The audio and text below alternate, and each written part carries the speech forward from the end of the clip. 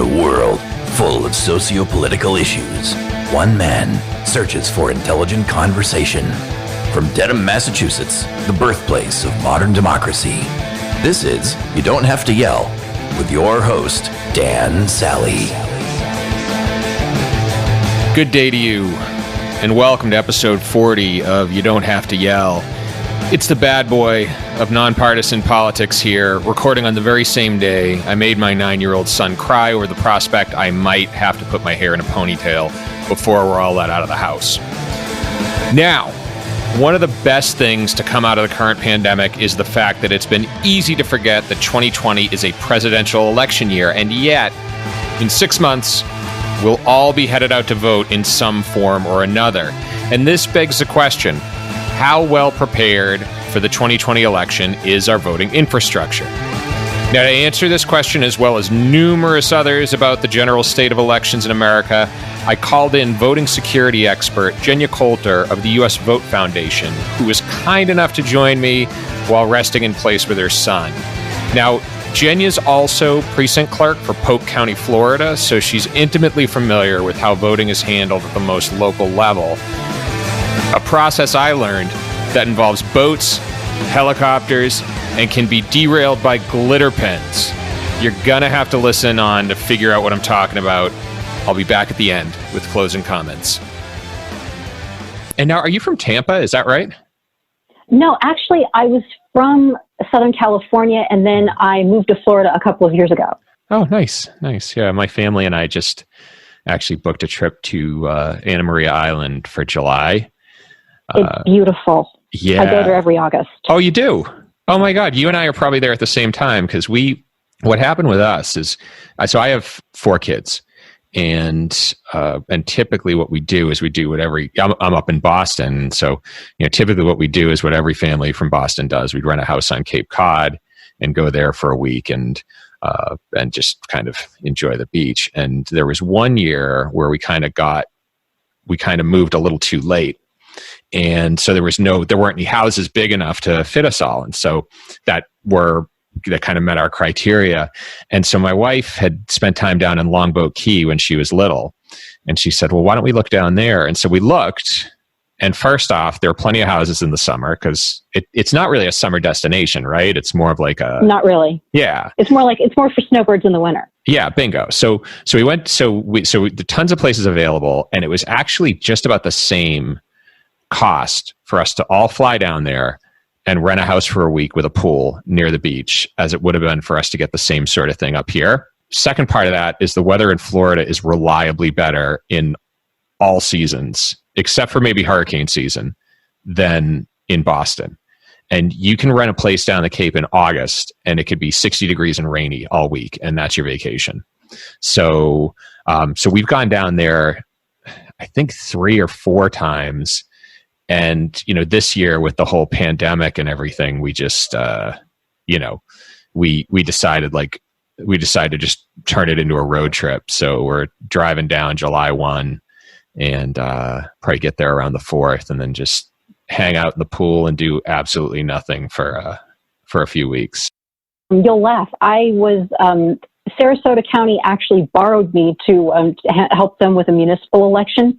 Uh-huh. And Longboat Key is the only place I can think of where you actually have to transport your ballots and your election gear by boat. Really? For the municipal elections, yes, they actually have to do that. That's crazy. Why is that? Because it's the key, and sometimes when the tide comes in, you got the causeway, there's so much traffic that a boat's actually a faster and more reliable way to get your stuff in. Got it.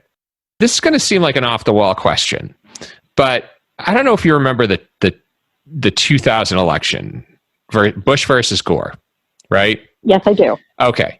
And Gore lost by a few hundred votes in the state of Florida. I remember watching the election on TV. I remember watching it, and I remember they declared Florida in favor of Gore, and then eventually they said, no, something's wrong, and then there was the whole Supreme Court case and all that stuff. If there's a state where a certain number of ballots are being shipped by vote, how in God's name does somebody know that somebody won an election by a margin of a couple hundred votes before the boat comes in? That's a really good question. But if you think about it, Los Angeles County, has had to transport their ballots by helicopter before. Really? There are some really unorthodox ways you have to get ballots back for the sake of time. Wow. We're very early in the conversation and we've already gotten here. So in Los Angeles County, so they throw the ballots on a helicopter and then they fly it. Is there some central ballot counting location or something like that? Or how does that work? Yes, because Los Angeles County, which is where I'm from, is huge. Yeah. And if you're at the Election Operations Center is in Norwalk, California, which is South Los Angeles. Okay. The area, there are areas of northern Los Angeles County where to put somebody on the road in the traffic, it's pretty much playing Russian roulette as far as getting the ballots back safely. So they have the sheriffs come in, get the ballots, transport them back by helicopter, and it's a lot faster and they don't have to worry about traffic. That is insane. And maybe I'll just take a step back. Now, I don't know if they do this. I don't know if they do this anymore, but they did do that, I think, in 2016. Got it. Okay, so it's probably dependent on like the traffic report and how serious the election is and all that stuff.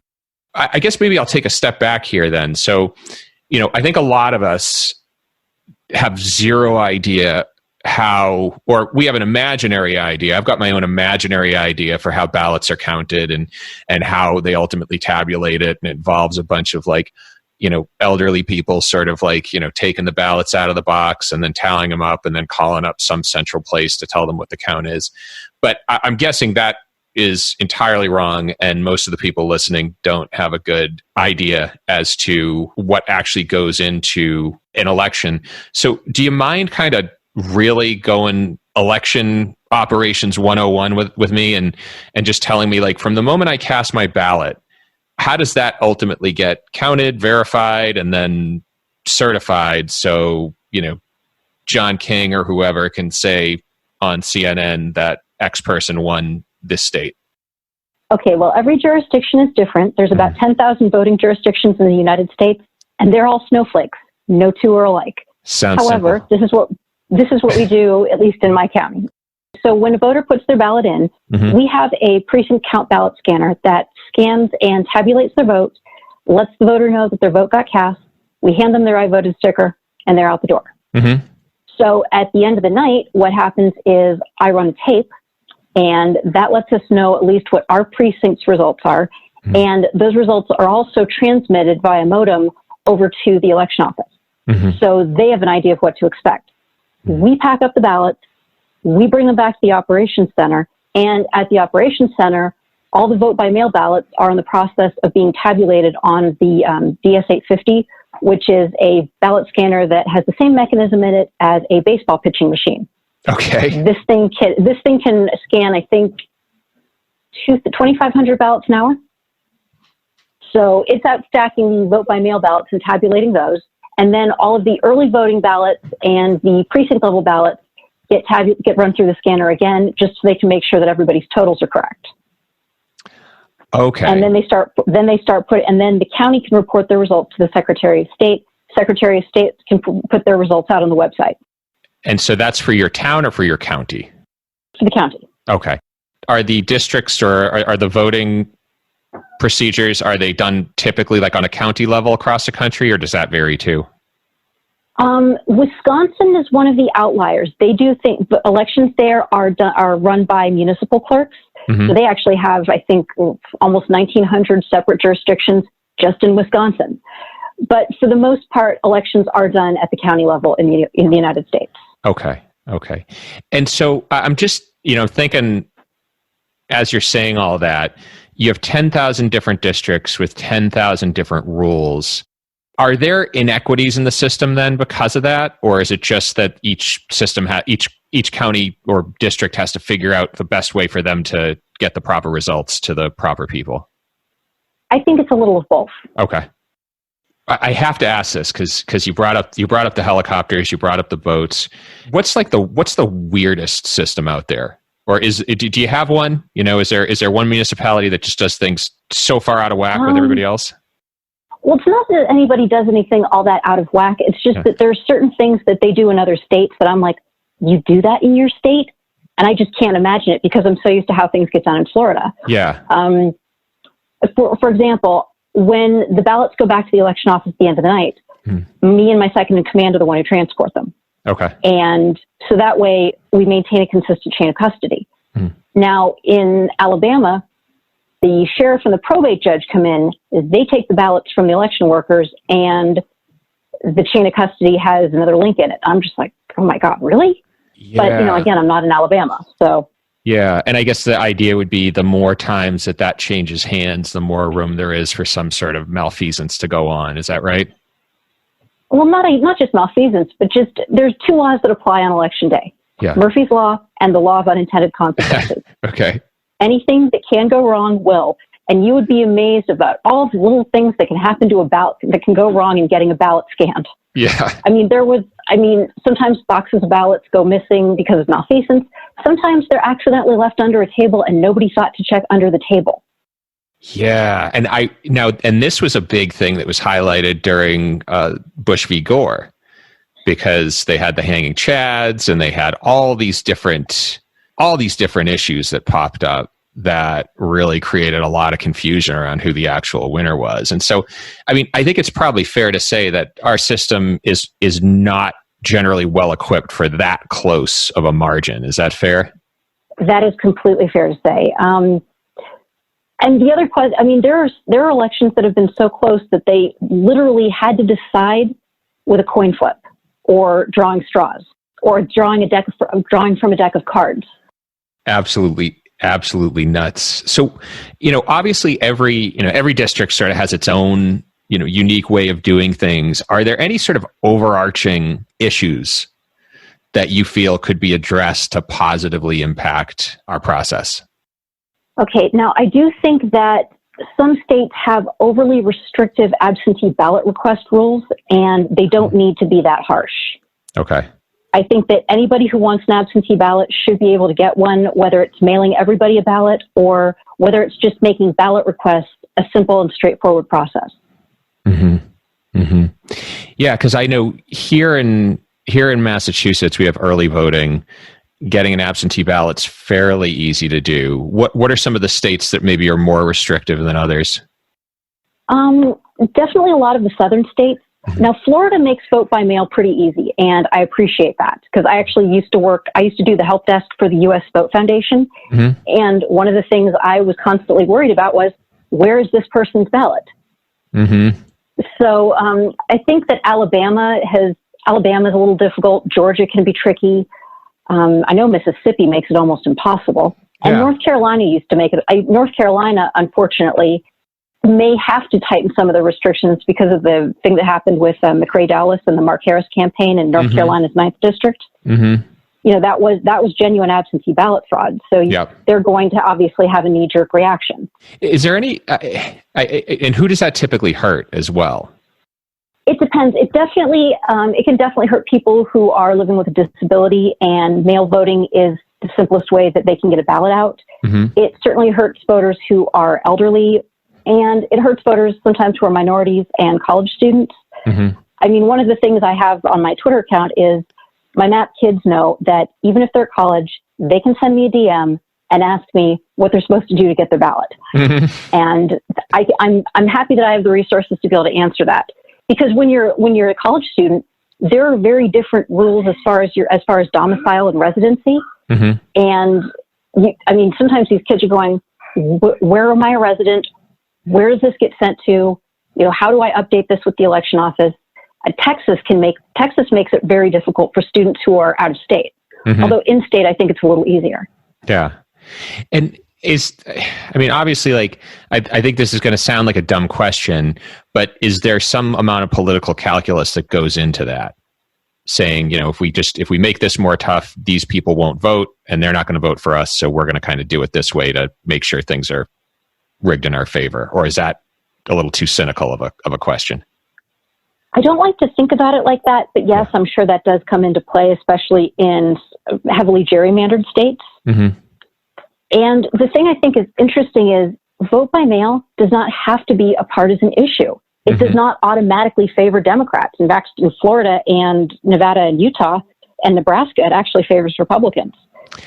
So if a political party is smart, they want to make sure their voters can get their hands on ballots. Yeah. Yeah. Trying to restrict it it really does mess up the franchise, and it costs you potential votes. It's extremely short-sighted. Yeah, well, even I was thinking this as we go into the 2020 election, where obviously the president has taken a fairly public stance against vote by mail, and yet if you look at the two constituencies that will most likely vote in his favor, you're talking military, which tends to skew, well, I would say maybe it's a gross generalization to say they skew to the right, but certainly a lot of military folks tend to vote Republican, and the second are people above age 65.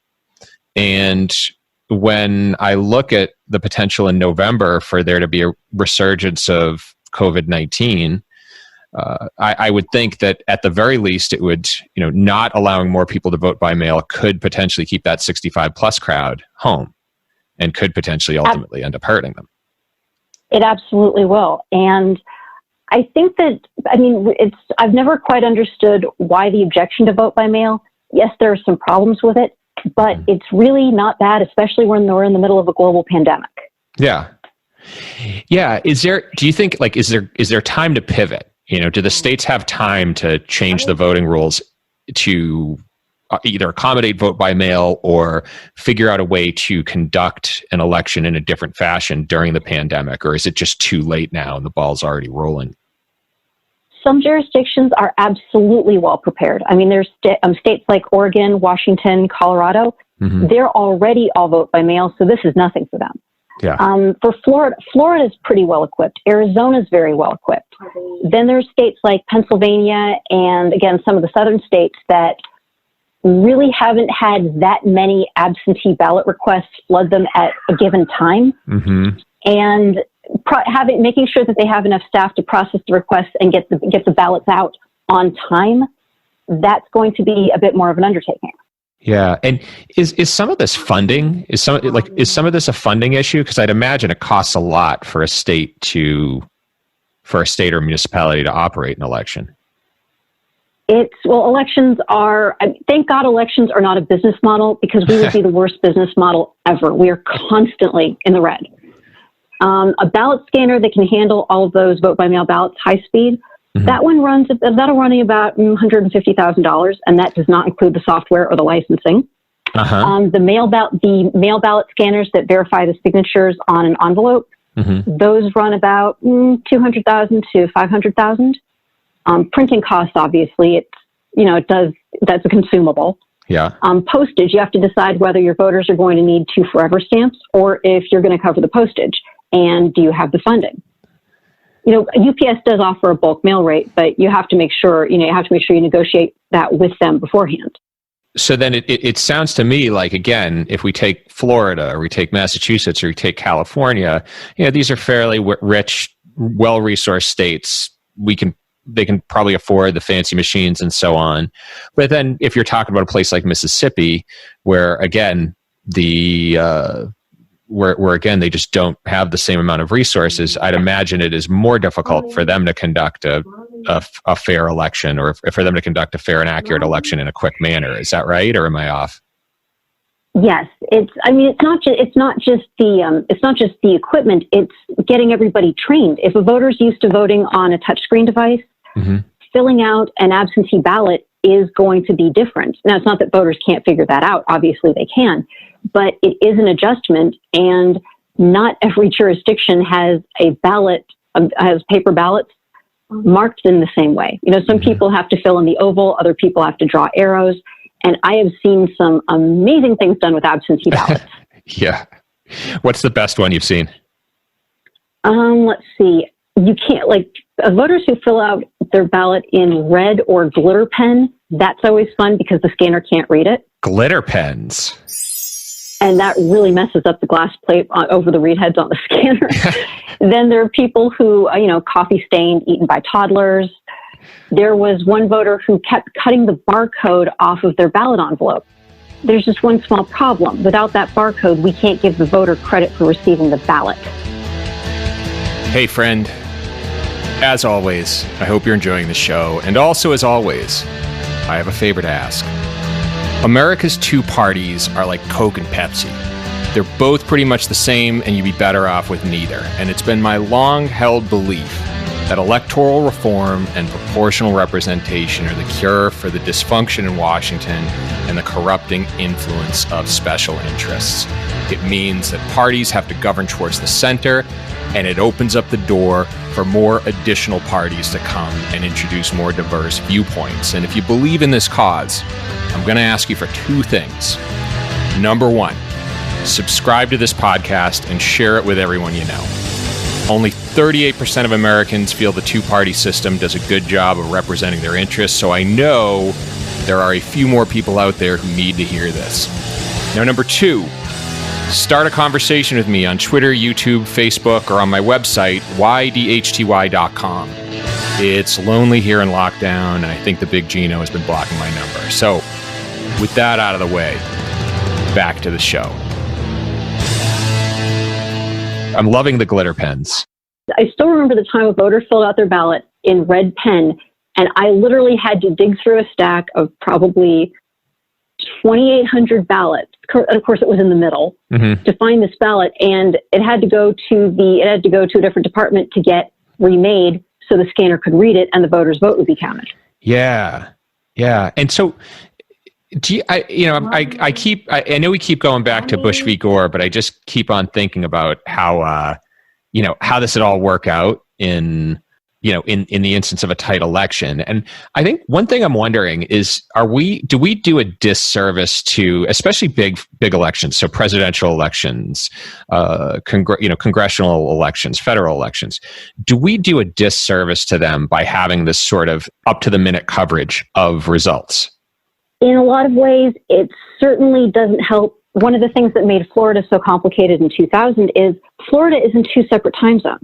Mm-hmm. Part of the state's in Central Time, like around the Panhandle, and then the rest of us are on Eastern Time. Yeah. So when people say they want the results at 7 p.m. Eastern Standard, the folks in the Panhandle still get an extra hour to vote. It's like don't harsh their mellow, please. Mm-hmm. And I remember that was a big. Argument on the side of Bush was that I want to say it was Dan Rather, if not every network, had called Florida in favor of Gore when polls in the Panhandle were still open, which tends to be a little more conservative. And again, when you're talking about a margin of error of hundreds, that can have a real influence. It's super interesting. I mean, I don't think there's any way. I don't think there's any way to regulate media coverage of it, but it is interesting to think of the pressure that puts on election officials to get a count early and get a count right away. The media has conditioned everybody into instant results. Mm-hmm. Now, with the way election models are going right now. Mm-hmm. I don't think that that's going to necessarily be the most realistic proposition.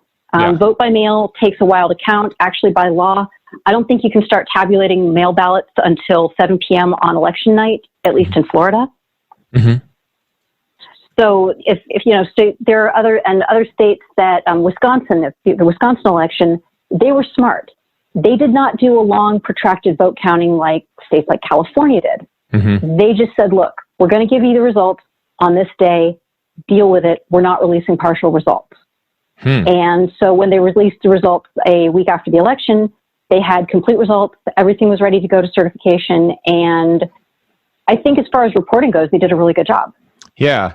Do you think more states should kind of follow suit there and maybe not feed the, I don't want to harsh on the media here, but kind of not feed the 24-hour news cycle and say, you all are just going to have to wait until we're sure about this thing?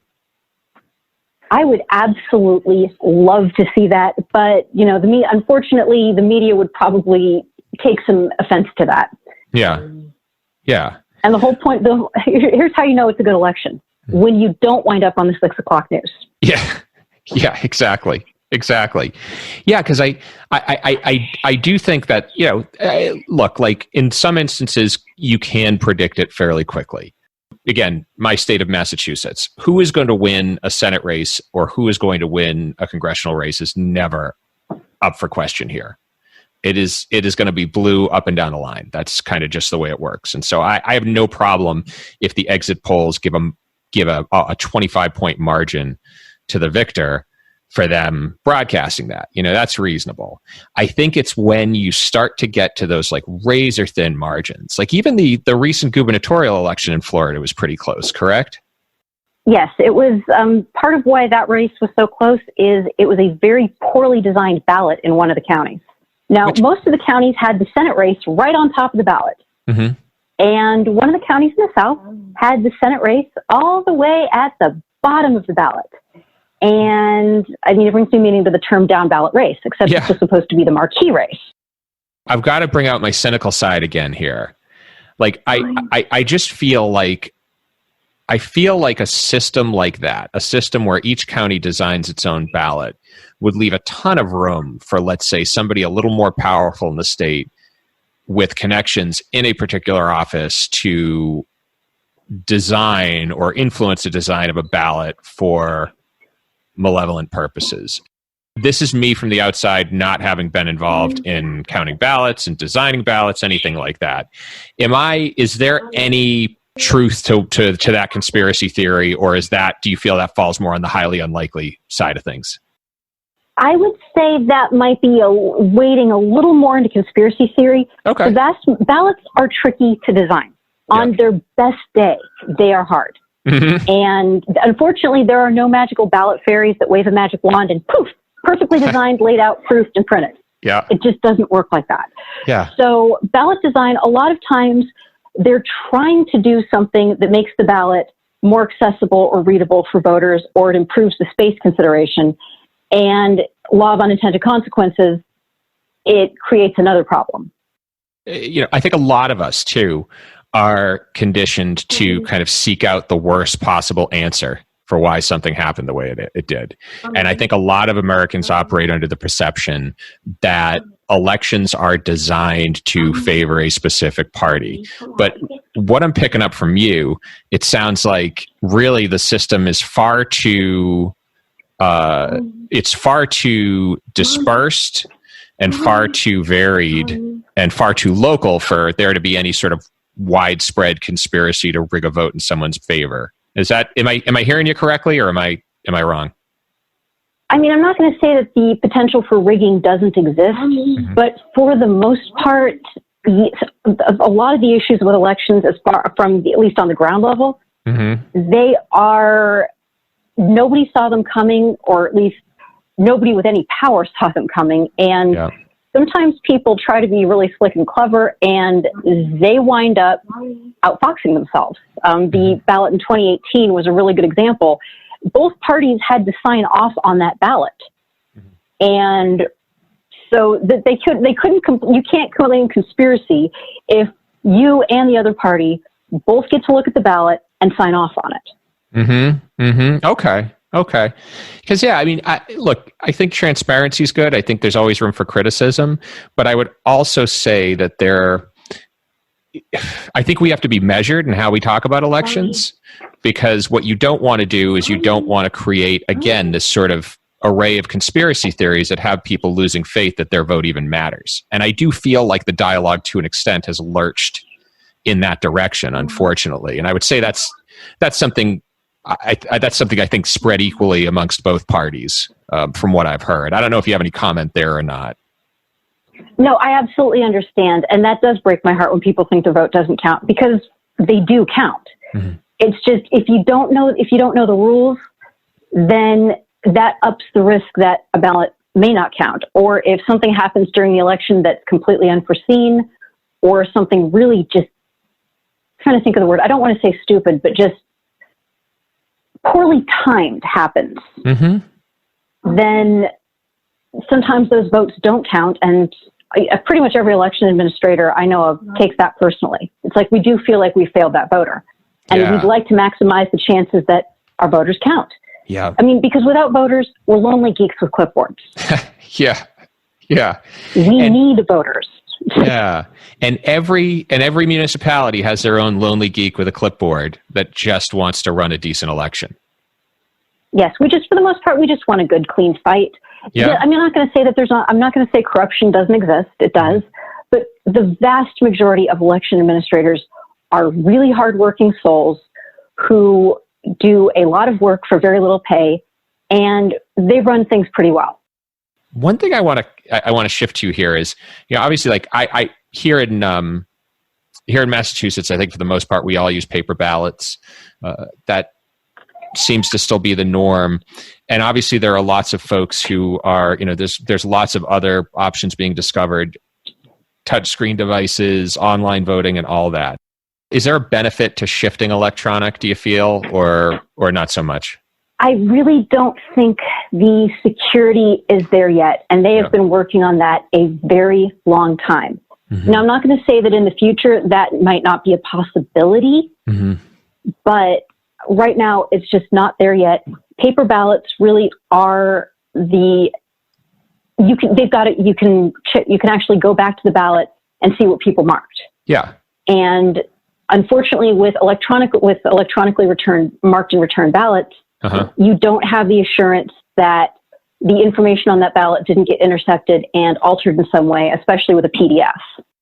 Yeah, that's how I always felt. I mean, even in 2016, when there were allegations of foreign interference, of Russian interference in elections, one of the strengths I remember that of being highlighted in America's electoral system was the fact that we're so analog, and was the fact that it's very, very difficult to tamper with a system that's run on pen and paper. Do you feel we'll ever get there, or do you feel we just kind of have to do things the old-fashioned way? I think probably for the foreseeable future, we're still going to be on paper, mostly because it's a lot. Because people would have a stroke if it went over to all electronic. Yeah. Now, it would be more convenient, but as far as verifying everything, and blockchain is not the answer. Blockchain requires way too much power on a server. Oh, you head me off at the pass. That was going to be my next question right there. So no blockchain either, huh? No.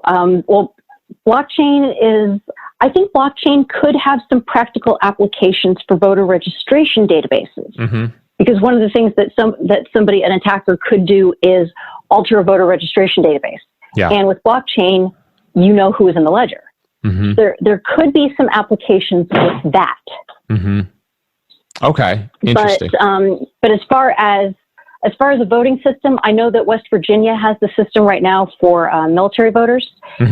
And although they haven't had any issues yet, it doesn't mean that there couldn't be in the future. And there's been some issues with that company and researchers who have disclosed of bugs and vulnerabilities. Yeah. And one of the things, if you're in election security, you do not throw your researchers or the people who discover problems under the bus, because they can work against you just as easily. I like to keep the hackers happy, and it's amazing how much they will help you. Yeah, I would like to pause for a second, because I'm pretty sure everybody listening has heard the term blockchain, may not know exactly what it does. I'm not going to explain it. Just pause, Google blockchain, and then you can hit play again if you don't know what it does already, because I don't think you and I have the time to discuss all that. But yeah, so you're saying, I mean, do you actually, like, do election officials actually employ, like, ethical hackers, so to speak, or no? No. There's always been kind of a schism between the election security world and the election administration world. They're gradually starting to talk to each other. But for the longest time, neither side trusted the other, and for good reason. I mean, a lot of the folks who were finding the vulnerabilities were acting outside of a legal capacity, and they ran the risk of getting sued by multiple vendors. And that's never, having to deal with a huge lawsuit, never fun, especially when you're like a mild-mannered hacker and you've got a huge voting machine vendor on your tail. Yeah, I could see that being a problem. One thing you brought up, I'd like to talk about a bit, is you brought up voting rolls, and that was another thing that came up out of 2016.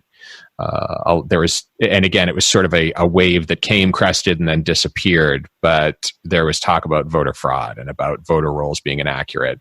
Do you view that in any way as a problem, or was that? Do you feel overstated? I think that fraud is less of a concern of mine than data going missing for some reason, or for the wrong information to be input and the voter and it messing up the voter's chance of being able to vote a regular ballot. Yeah. Okay, got it. So I think like if I'm summing this up for everybody listening, then it sounds like and you can kind of correct me here, but it sounds like the system that we have for running elections is very, very diverse, is generally run by volunteers or people who are, or municipal officials who are working on a very local level, just trying to do a good job. Overall, the system's not ideal for the 24-hour news cycle. It's not ideal for razor-thin races, and every now and then involves odd modes of transportation, such as helicopters and boats. How'd I do? Pretty well. All right, nice. Kind of capping things off, what's the one thing you think we could be doing now to make elections better? I think that voters do better and they show up to vote when they know what they're supposed to do and where they're supposed to go. I think that there really does. I wish that we had a better structure for teaching kids civics and how elections work on the local and county levels. I mean, it's not just engagement. It's explaining to people, hey, this is what you do, this is what you don't do, and here is why you don't do it. It sounds to me like the big thing that you feel is needed is education and information effectively, right? I think so. Now, I hate to ruin a good conspiracy theory, especially when that theory is mine, but it seems that a lot of the talk around the electoral system being gamed to favor one party or another, at least at the ballot box, is a little overblown. And this isn't to say that this kind of gimmickry doesn't exist, but from my conversation with Genya, it seems to be the exception rather than the rule. Now, what seems to be a bigger problem is our demand for up to the second election results in a system where elections are often decided by razor-thin margins, and to be perfectly honest, a lot of those elections don't even apply to you. I mean, how many times have you watched for the election results in a state thousands of miles away from you? Maybe it's just me. I don't know. Now, while we can't put John King and his magical flat screen out of a job, don't ask me why I'm always picking on John King and his fancy electoral map. There are a couple things we can do to improve the state of electoral affairs in the United States. Number one, making it easier to get absentee ballots. And number two, better voter education. Could encourage more people to participate in the process and potentially give greater accountability to government. Both are hard, but it's not as hard as getting the larger media outlets to stop reporting on elections like a football game. Now, next week, we're taking a trip to West Texas to speak with YDHTY Alpha Cody. YDHTY is an ex-rodeo rider and one-time actor in a Twisted Tea commercial who is now running as the Libertarian candidate for Texas's 11th district, a congressional district twice the size of my home state of Massachusetts. Now, YDHTY is a colorful and interesting character in his own right, but his platform is one that I think all of us can agree with, so I hope you'll join me. Per usual, music courtesy of Trellertack. YDHTY is produced by the Big Gino, Jason Putney. Check us out on Twitter, YouTube, Facebook, and our internet stronghold, YDHTY.com. Until the next, this is Dan Sally, signing off.